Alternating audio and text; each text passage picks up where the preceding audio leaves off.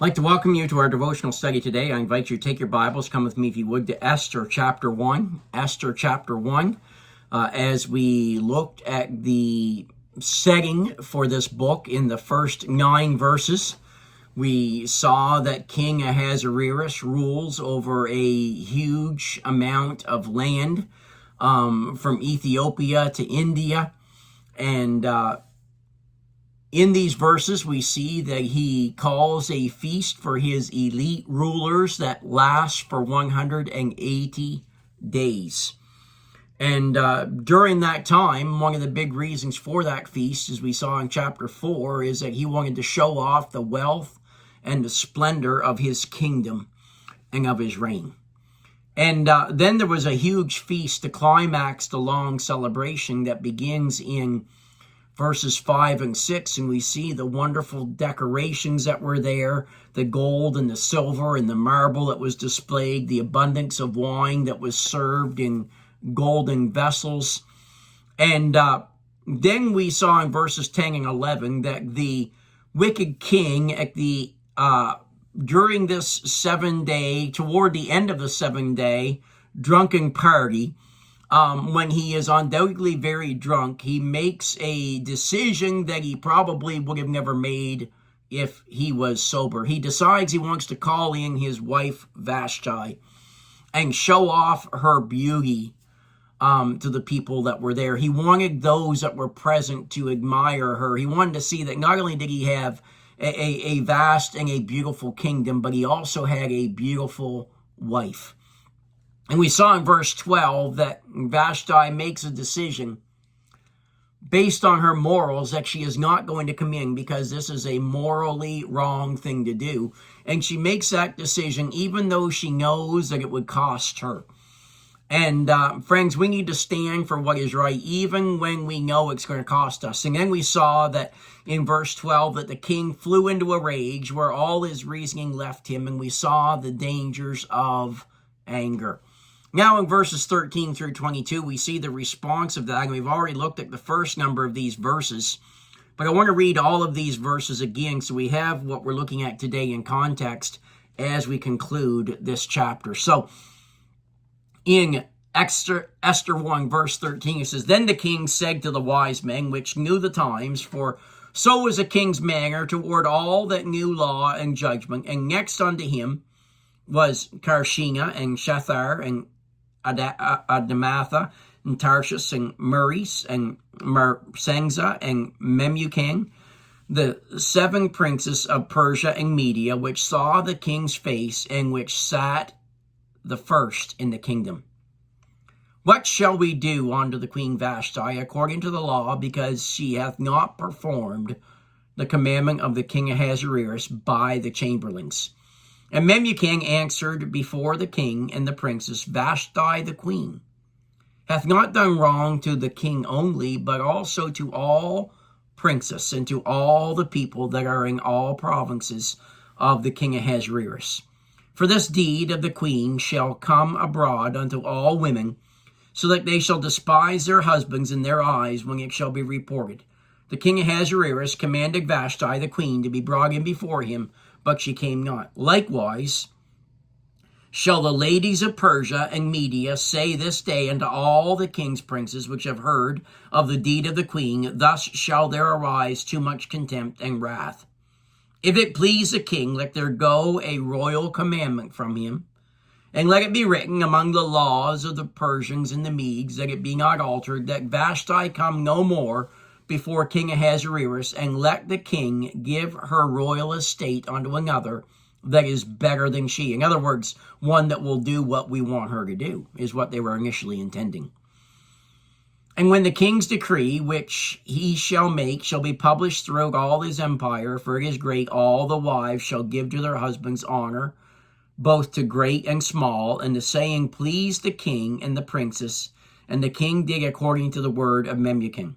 For he sent letters unto all the king's provinces, into every province according to the writing thereof, and to every people after their language, that every man should bear rule in his own house, and that it should be published according to the language of every people. So there we see that King Ahasuerus listens to the advice of Memucan. And we see in verse 19 that the queen is humiliated and she is removed. It says there, if it please the king, let there go a royal commandment from him, and let it be written according to the law of the Persians and the Medes, that it be not altered, that Vashti come no more before King Ahasuerus, and let the king give her royal estate unto another that is better than she. That word better simply carries the idea also of more delightful, of more beautiful, of more joyful than what Vashti is.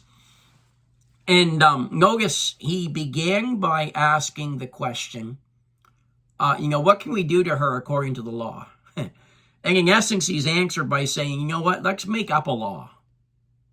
If it please the king, let's make this law.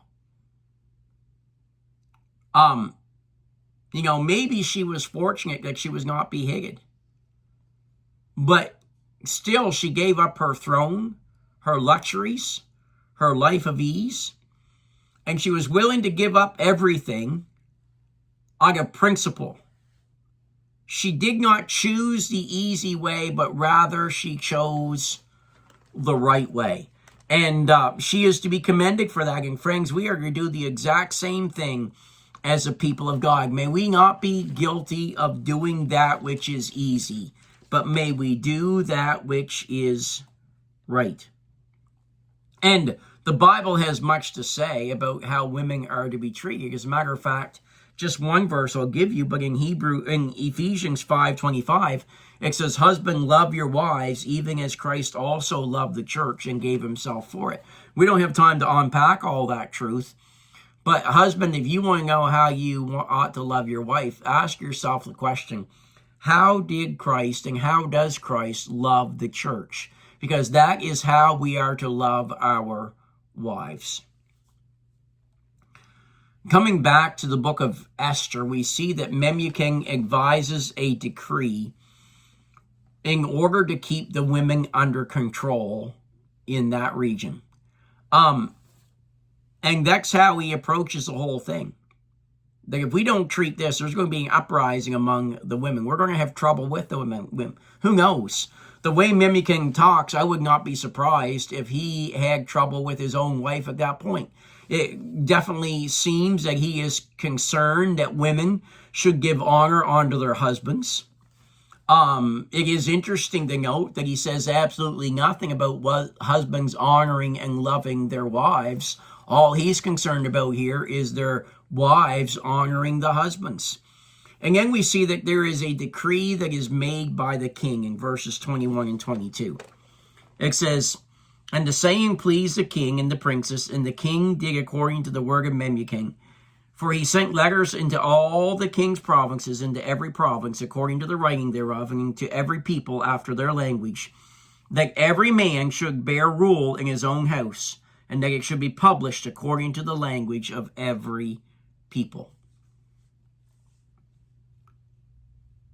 So he makes this decree, probably something that was already practiced throughout the kingdom, but he makes a decree, he makes a law here that is going to be practiced throughout the kingdom. But what I want you to see is this.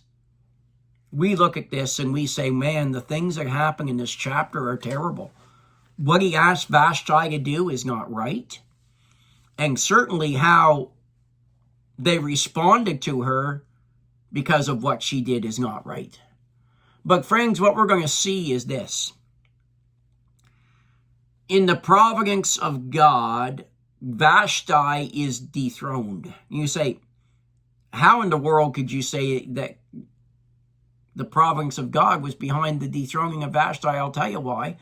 Because the dethroning of Vashti made easy way for the enthroning of Esther to become the new queen. And we're going to see as we move through this book that because Esther is queen, God is going to use her to preserve the Jewish people during that point of time. Friends, the application is this. We may not always be able to see it, but we need to believe the words of Romans 8:28. All things work together for good Notice all things work together for good to them that love God, to those who are the called according to his purpose. Have a great day.